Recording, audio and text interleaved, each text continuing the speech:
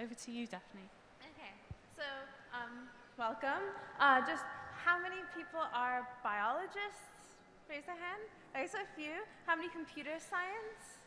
Okay, so probably I pitched it right. So climate change is already affecting crops. For every 1 degree change, there's expected to be a 2 to 15% reduction in yields. And this is already pretty bad, but also it's important to know that it's not equally affecting all crops. So most of the crops are wheat and corn, and these are actually the ones that are most resilient to climate change and temperature change.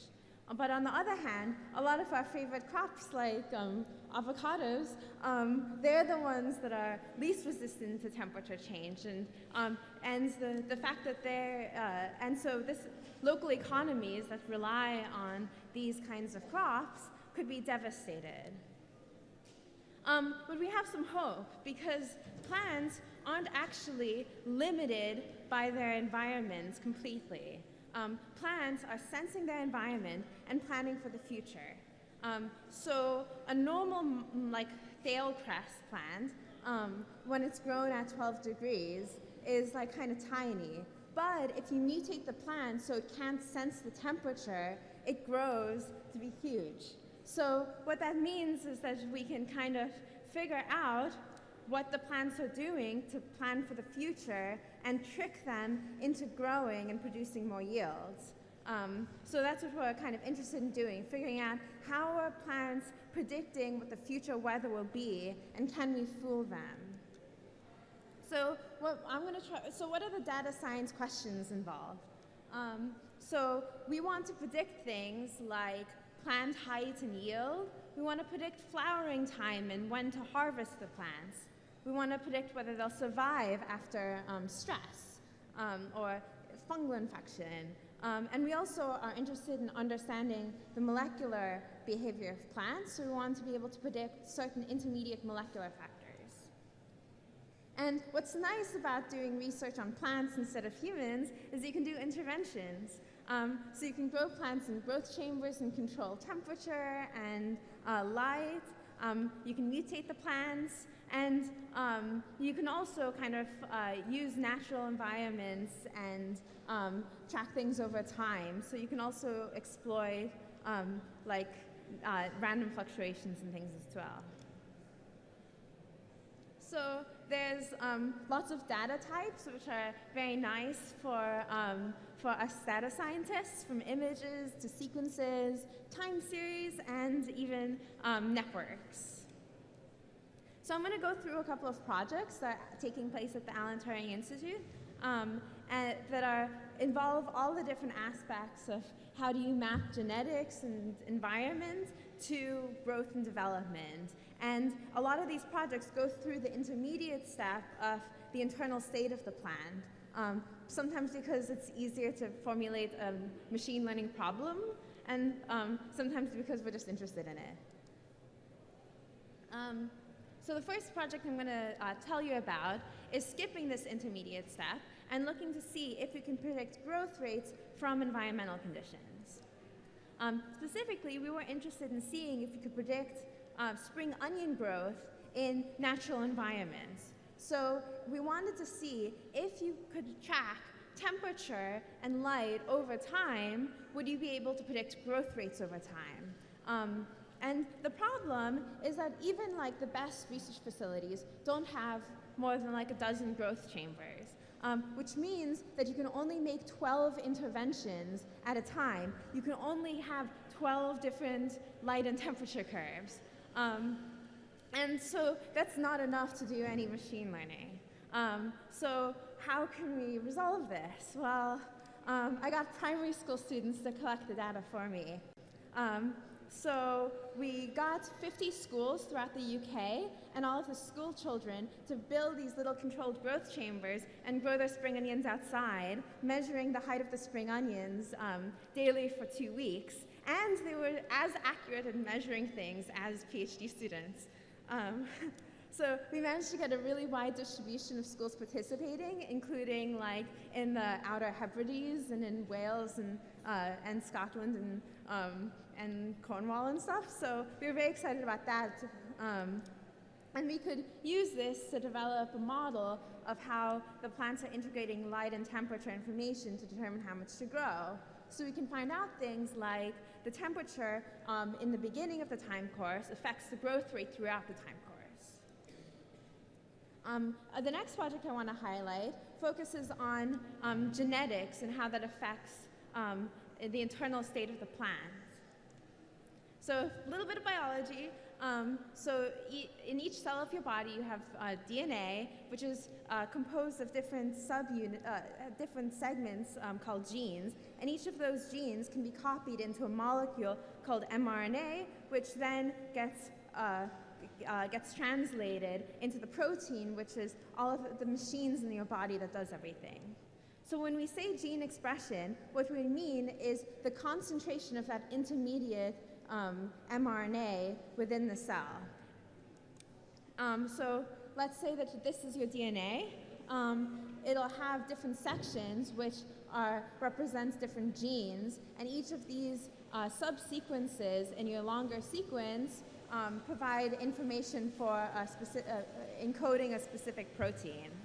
And in plants, but not in animals, we're lucky because there's regulatory sequences that are adjacent to the genes. So the DNA sequence that's next to the gene encodes all of the information, or most of the information, required for predicting where and when that gene will be expressed in your body.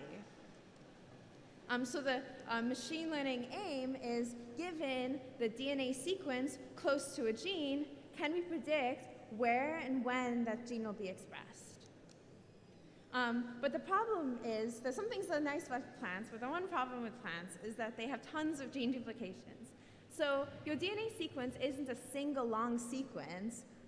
It's actually split into separate volumes, and those are your chromosomes. And you have 23 pairs of chromosomes, one from your father and one from your mother, except in circumstances like, in this case, with a person with Down syndrome who has 2 copies of chromosome 21 from one of their parents.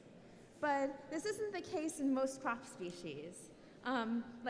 This is the chromosomes from a worm, and they get this specific type of worm has 4 copies of each of their genomes from each parent. So while you would have generally 2 copies of each gene, one from your mother and one from your father, though this worm would have 8 copies of each gene, 4 from their mother and 4 from their father. And actually most crop species have this. And so that makes everything a lot more difficult. But plant biologists usually ignore this problem by studying the thale cress, or Arabidopsis, which is very simple, and it, like humans, has 1 copy from the mother, 1 copy from their father. However, even the closest crop relatives of the thale cress, which are the brassicas, which include things like broccoli, cauliflower, cabbage, turnips, and Brussels sprouts, they have many sets of chromosomes. So it's really hard to transfer the information from the model organism that everyone studies in plant biology to the field. So this project is trying to do this. And one of the reasons why gene duplications makes everything more difficult is because over time, mutations begin to accumulate both within the genes and in the regulatory sequences nearby. So the research questions in this project are, how have regulatory regions evolved in the duplicated genes in things like cabbage and broccoli? And also, can we predict where and when each copy of the genes will be expressed?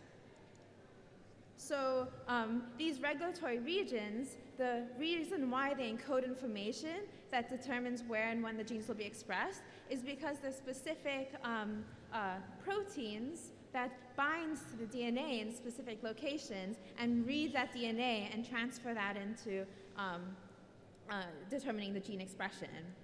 So we have lots of data about where these proteins bind to DNA. So this is a great training set to build models that to predict, so you can give a DNA sequence into the algorithm, and out pops an annotation of where these proteins could bind to the DNA.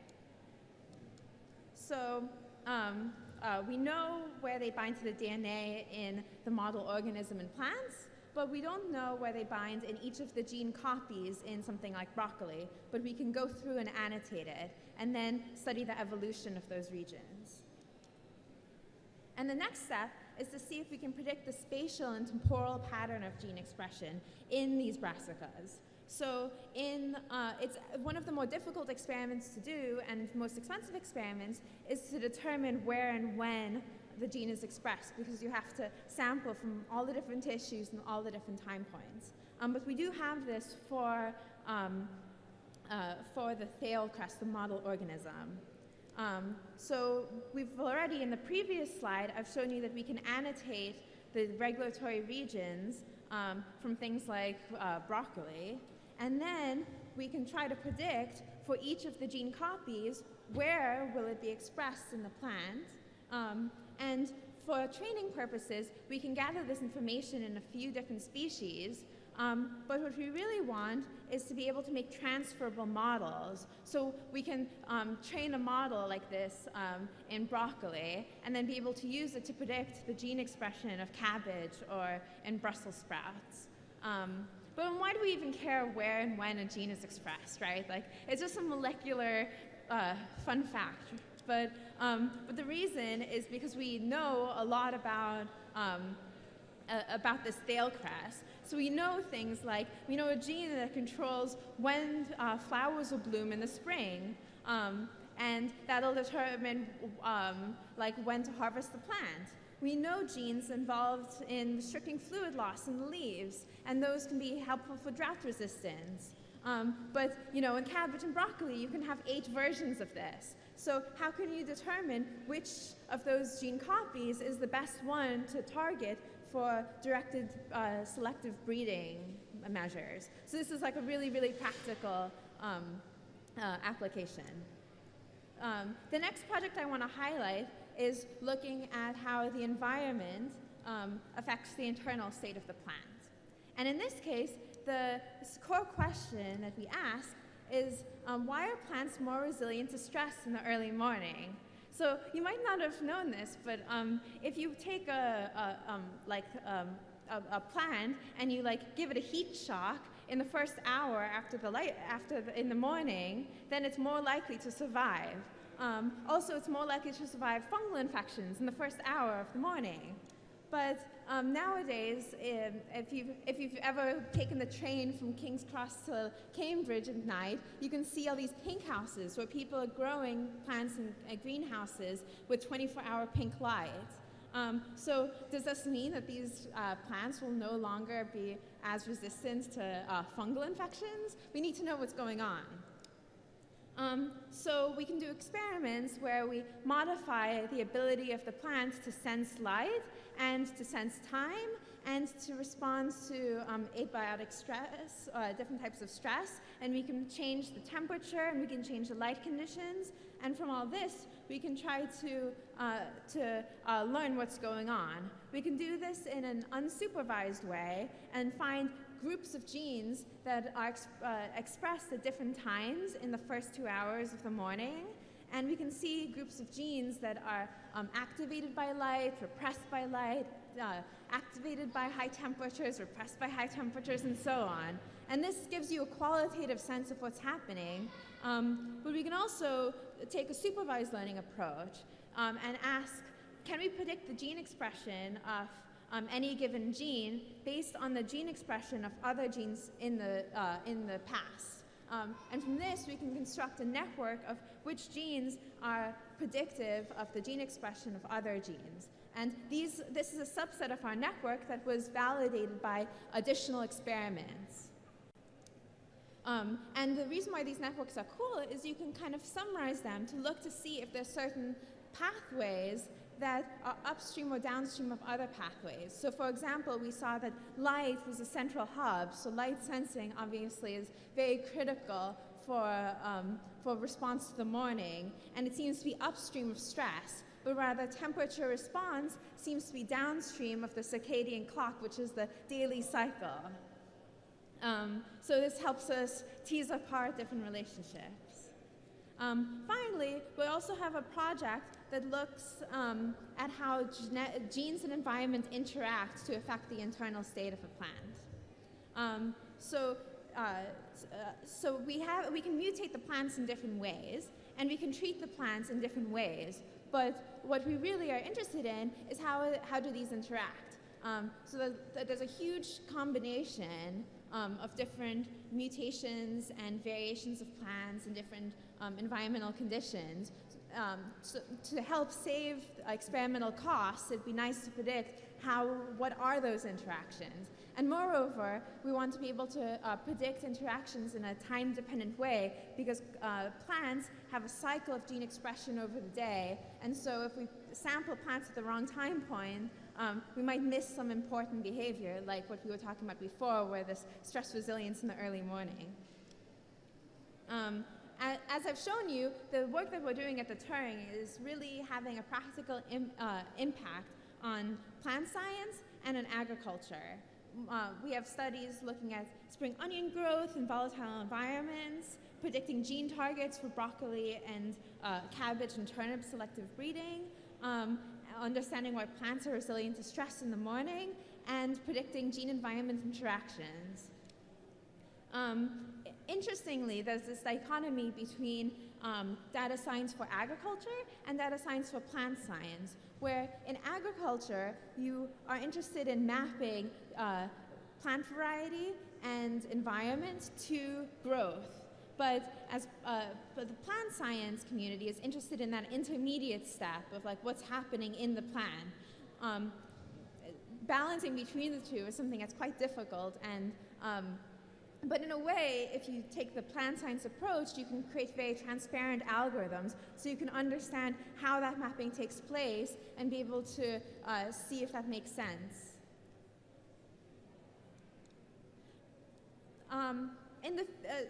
This is just my thinking about like what I think that some future questions will be in AI research in plant science and agriculture.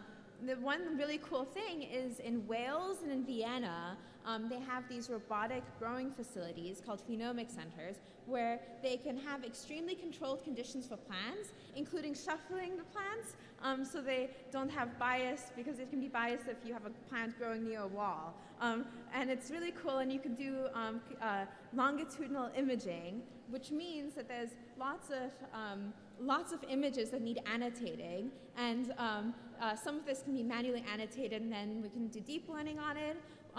However, one of the constraints is the number of interventions that can be done, which is still very limited. So optimization algorithms will be required to figure out which environmental conditions to test, and which combinations of genetic variants and environments to test.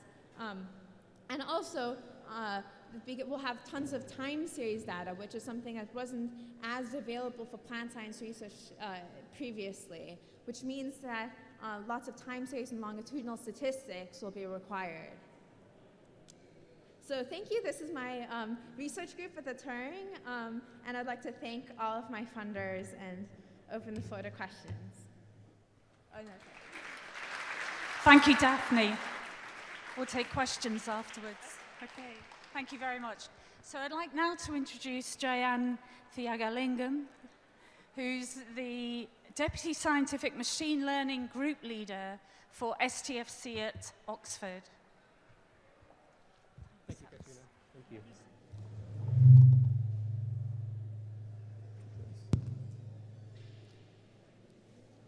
Hi, thank you. So the purpose of this talk is not to kind of dive you down into very core science of it, but rather to kind of give you a bit of a feel what we do at STFC from the data science perspective. So this talk is very sort of a very high level, giving a bit of a perspective of what we do within different divisions of STFC. So for those of you who don't know,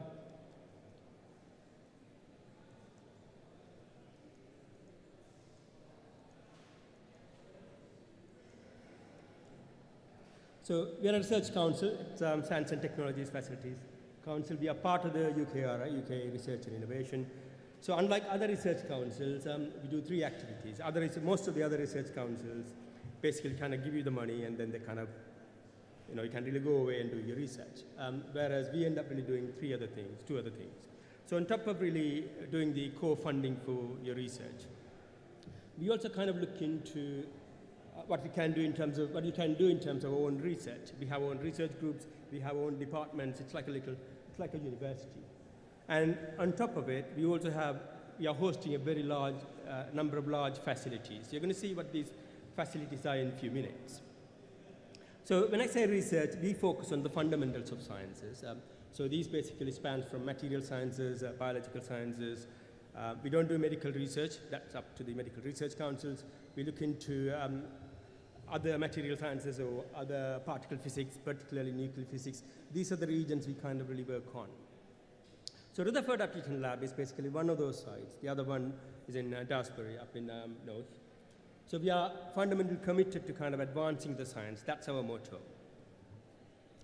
So what you see here is various different facilities within RAL. So there are a number of different facilities, but I have highlighted only 4 here. So the donut-shaped ring is basically what we call a light source or synchrotron. One other thing that you could see there is basically central laser facility. The other one is ISIS neutron source. The other one is a jasmine source. So fundamentally what we do here is basically we want to study materials, or we want to study the properties of these materials. These materials can be proteins, can be anything, can be living thing to crystal structures. Then what we do is we basically bombard it using different techniques. Say, for example, if you are looking into the diamond light source, what we do is we basically bombard them using X-rays or other techniques. So if you're looking into the ISIS source, we are really going to bombard them using neutrons. If it's laser, we're going to bombard them using lasers. So what we do is we bombard them using different techniques, and then we collect. So this is a very simple view of it, but the more complicated view is even I don't understand, because I'm a signal processing person by definition. So the key thing is we generate large amount of data on a daily basis. So instead of really going to the industry, kind of looking for problems to solve, we thought our data is unique and tied to the science side of the story. By looking into the data more closely, can we see whether we could advance the science? So the STFC view is actually, because we generate this amount of data, can we really apply machine learning to these data sets? And can we see whether we could really develop much more insight into what's actually happening? The scientific machine learning group I'm really part of, or which I'm co-leading, it's a newly formed group within STFC. It's basically only 8 months old, formed in last October. The skill sets really vary from signal processing to material sciences to machine learning. So there's no sort of a very unified skill sets in terms of machine learning. We cover a whole sort of grounds. And what we do is we work collaboratively with those facilities to see what can we do in terms of analyzing the data. So some of these techniques are basically beyond our capabilities because we don't understand some of the science. So this is why we have scientists on site. So we also collaborate with a number of other universities. We basically fund them to kind of work on some of these projects. So the idea is to see whether over next 10, 15 years, because we have all these large-scale facilities from Diamond Light Source to Column Center to ISIS sources, can we really develop not only machine learning techniques, but also the software techniques, so that we can really formulate and make a vision to see whether we see how well as a center for AI or AI center for science. So this is only for understanding the fundamental side of the science. So can I give you a bit of view of what the STFC does and what we do in terms of as a group? So what I'm going to do now is I'm going to take you through a couple of different projects we work on 2 different extremes of the science, to kind of illustrate what we do. So one of these projects is basically a small angle X-ray scattering. I'm sure that most of you might know this much better than I do. So this is basically collaboration with the Diamond Light Source. The idea is basically to study the fundamental structure of the materials. So depending on the material, their underlying atomic structures are different. So what we do is we take a sample. There are scientists to do this, beamline scientists. What they do is they prepare a sample, put in front of the X-ray, And depending on the underlying atomic structure, these atoms are going to diffract these X-rays in different patterns. So depending on the material you study, the resulting diffractions are going to be different. So what you see in the end is basically you're going to see a bunch of 2D images coming from these materials. So depending on the material you study, you're going to see different types of patterns. Now, going back to the basic parts of it, you don't know what the material you're studying, so you basically put it in front of the X-ray sources, and that basically generates images for you, two-dimensional images for you, depending on the orientations. And what you want to decide now is basically, can we, from this material, can we decide what from these images, can you decide what the materials are? Or what not only the material, but we also want to know more than that.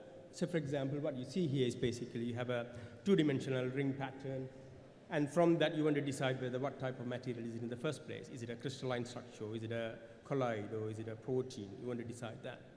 That's the first phase of it. On the second phase of it, then what you want to do is you want to go a bit deeper into that. What the shapes of these molecules are. Are they simple spheres? Are they really rods? Are they elliptoids? Are they parallelepipeds? You want to decide what type of fundamental shapes that basically give rise to these ones. Then what you do is you go a bit more deeper into this to see whether can you characterize these shapes? Can you estimate the parameters of these? These are at the atomic level. So this is basically the overarching question, one of the questions we are answering on this particular one. So this one, so from the machine learning point of view, we're looking into two types of challenges. One is basically the classification side of the problem. The other one is from the signal processing side of it. You're looking into the estimation, or statistical signal processing side of it. You're looking into the parameter estimations. So the number of parameters are going to vary depending on the shapes you're kind of looking into. So to start off with it, now when you start to look into these 2D images, so these are very large in size. So a single image is not that very large. It's about half a gigabyte to 1 gigabyte. But when you really take about 1,000 to 2,000 images, they become kind of prohibitive in your way. So what happens is then you're going to start cutting corners, because most of your optimization techniques do not really work at that scale. So what you do is you basically you have to do certain cutoffs. So what we have done here is basically, in most of the cases, the materials we analyze are isotropic. So we can basically integrate them on the plane. We can do a two-dimensional integration. We can turn them into a one-dimensional profile.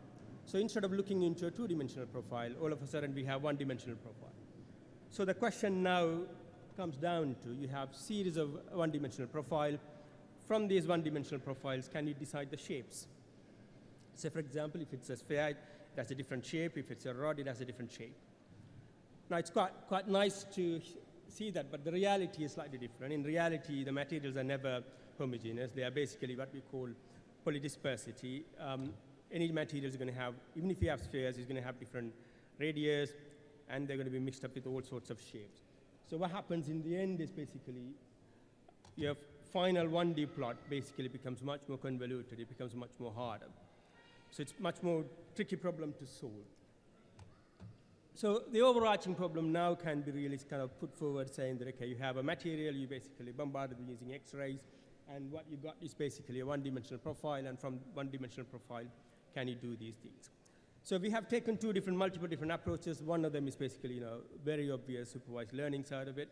But the important thing to highlight here is basically, when you get these data sets from these facilities, the key limitation we have is you don't have a ground truth.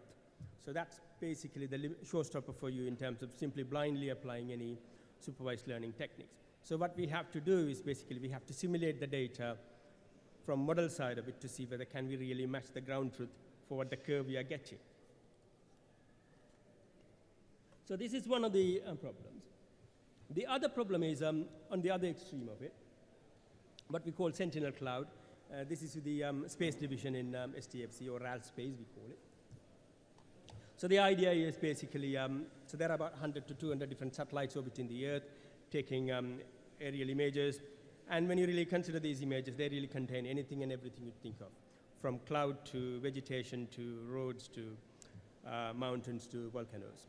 So the idea here is basically to see whether take an image, and for a given image, it's a very high resolution image in the region of 1,500 by 1,500.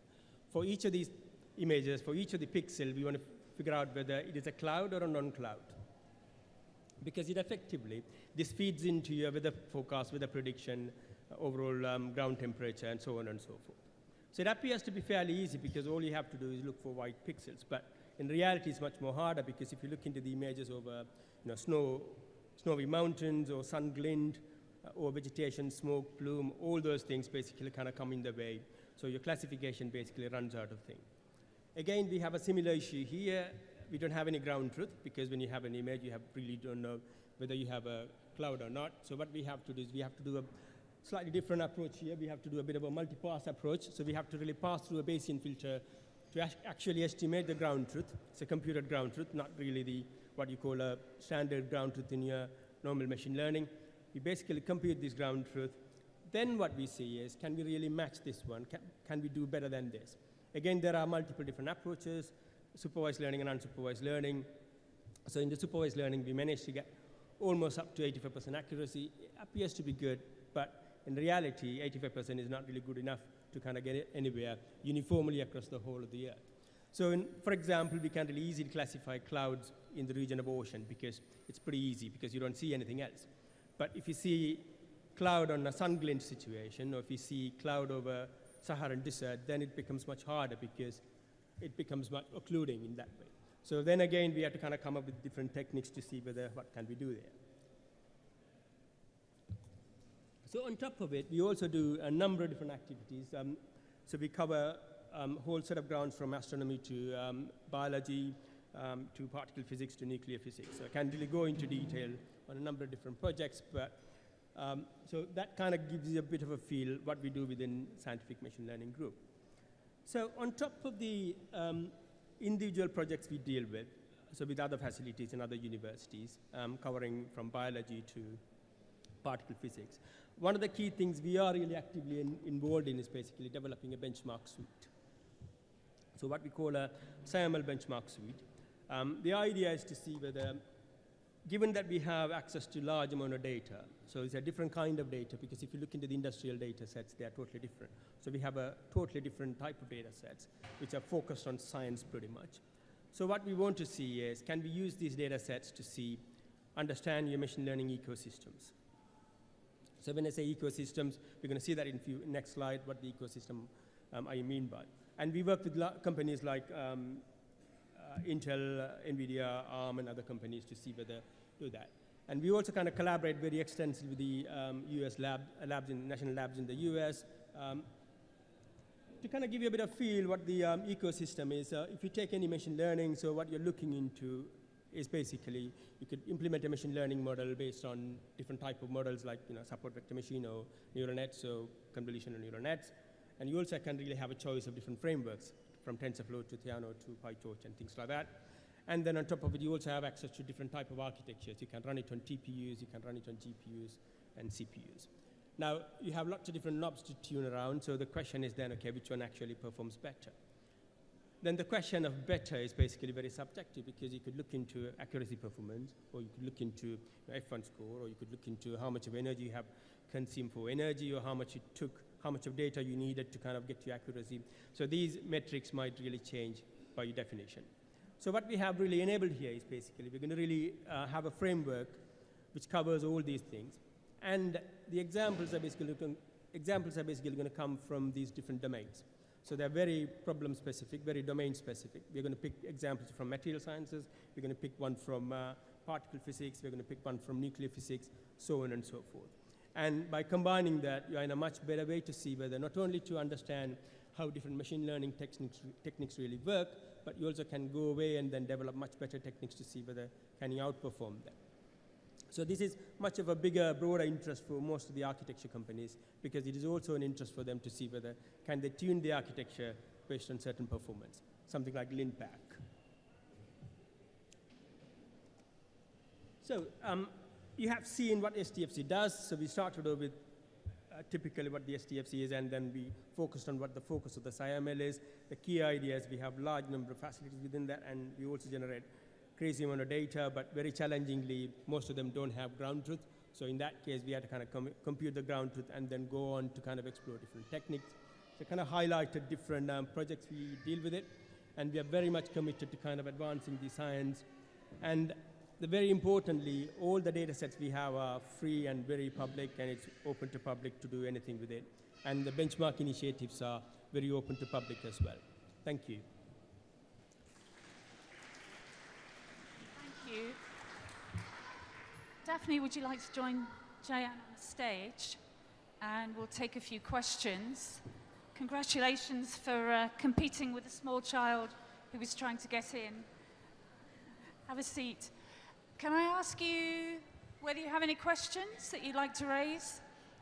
Been some very stimulating presentations there around the role of data science in biological environmental science. And if we don't have any from the audience, then I may ask you to raise questions of one another. Thank you.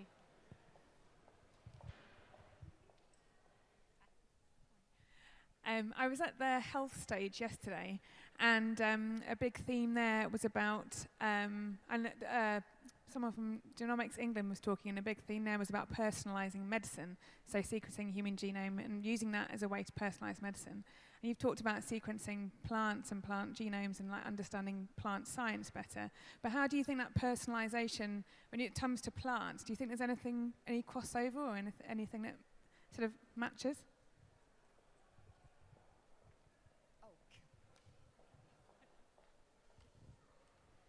Okay, so, this is really loud. So crops are homogeneous. However, now people are beginning to realize that there's lots of heterogeneity even within a population that has like homogeneous genetics. And so a big area of study is to not only find varieties of crops that are kind of are well suited for an environment, but to have low variance in terms of the outputs.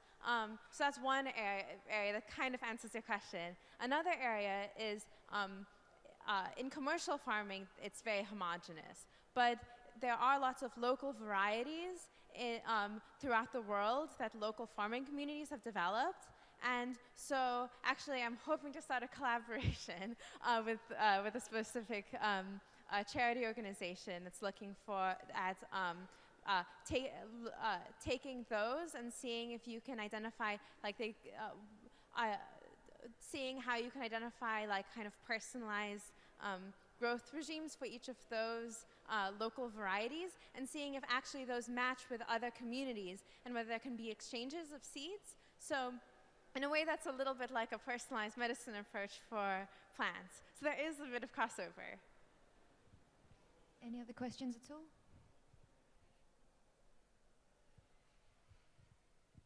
Okay. So let me ask the two of you, did you learn anything from one another that you didn't already know? Quite a lot of material sciences. So I'm not really a material scientist. I'm a signal processing. I was an academic. I'm still an academic.